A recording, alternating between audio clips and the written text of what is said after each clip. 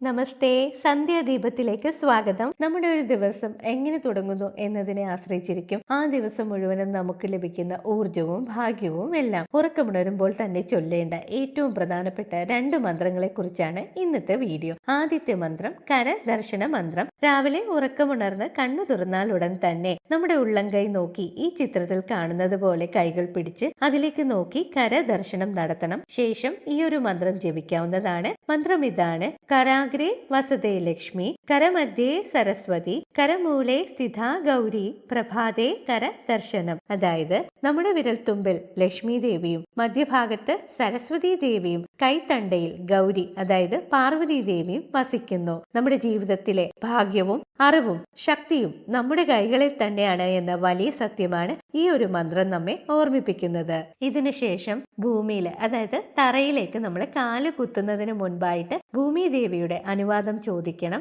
ഇതിനെയാണ് ഭൂമി പ്രാർത്ഥന അഥവാ ക്ഷമാമന്ത്രം എന്നിങ്ങനെ അറിയപ്പെടുന്നത്. മന്ത്രം ഇതാണ്: സമുദ്രവസനേ ദേവി പർവ്വതസ്ഥന മണ്ഡലെ വിഷ്ണു പത്നി നമസ്തുഭ്യം പാദസ്പർശം ക്ഷമസ്വമേ. അതായത് സമുദ്രങ്ങളെ വസ്ത്രമായും പർവ്വതങ്ങളെ ശരീരമായും അണിഞ്ഞ വിഷ്ണു പത്നിയായ ഭൂമി ദേവി, എന്റെ പാദങ്ങൾ ദേവിയുടെ ശരീരത്തിൽ സ്പർശിക്കുന്നതിൽ എന്നോട് ക്ഷമിക്കണമേ. ഈ ഒരു മന്ത്രം ചൊല്ലുമ്പോൾ നമുക്ക് ഭൂമിയിൽ തൊട്ടു തൊഴാവുന്നതാണ്, അല്ലെങ്കിൽ ശ്രീ എന്ന് എഴുതുന്നതും നല്ലതാണ്. ഇങ്ങനെ പ്രാർത്ഥിച്ചു വേണം നാം ഓരോ ദിവസവും തുടങ്ങാൻ. ഈ 2 മന്ത്രങ്ങളും നിങ്ങളുടെ നിത്യജീവിതത്തിന്റെ ഭാഗമാക്കൂ. ദിവസം മുഴുവൻ പോസിറ്റീവ് എനർജിയും സമാധാനവും നിങ്ങളെ തേടിയെത്തും. ഇന്നത്തെ വീഡിയോ എല്ലാവർക്കും ഇഷ്ടമായെന്ന് വിശ്വസിക്കുന്നു. നന്ദി, നമസ്കാരം.